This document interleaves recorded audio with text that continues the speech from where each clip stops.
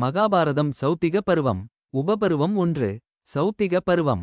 அஸ்வத்தாமனின் நள்ளிரவு படுகொலை. துரியோதனன் குற்றியராகக் கிடந்தபோது அஸ்வத்தாமன், கிருபர் மற்றும் கிருதவர்மன் ஆகியோர் அவனைச் சந்தித்தனர். துரியோதனனின் நிலையைக் கண்டு அஸ்வத்தாமன் துடித்தான். எனது மன்னனே, இன்று இரவே பாண்டவர்களை அழிப்பேன் என்று சபதம் செய்தான். துரியோதனன் அவனை தனது கடைசி தளபதியாக நியமித்தான்.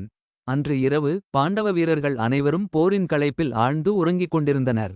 அஸ்வத்தாமன் பாண்டவ பாசறைக்குள் நுழைந்தான். அவன் காலனாகவும் ருத்ரனாகவும் மாறினான். அவன் உறங்கிக் கொண்டிருந்த திருஷ்டத்யும்னனை, துரோணரைக் கொன்றவன், மிதித்துக் கொன்றான். சிகண்டியைக் கொன்றான். பின்னர் திரௌபதியின் 5 மகன்களும் உபபாண்டவர்கள் உறங்கிக் கொண்டிருப்பதை பாண்டவர்கள் என்று தவறாக எண்ணி அவர்கள் 5 பேர் தலைகளையும் துண்டித்தான்.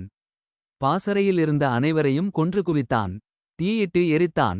விடிந்தபோது பாண்டவர்கள் ஐவர் மற்றும் கிருஷ்ணர், சாத்வகி ஆகியோர் பாசறையில் இல்லாததால் தப்பினர். வந்து பார்த்தபோது அங்கே பிணக்குவியலைக் கண்டனர். திரௌபதி தனது 5 மகன்களையும் இழந்து கதறி அழுதாள்.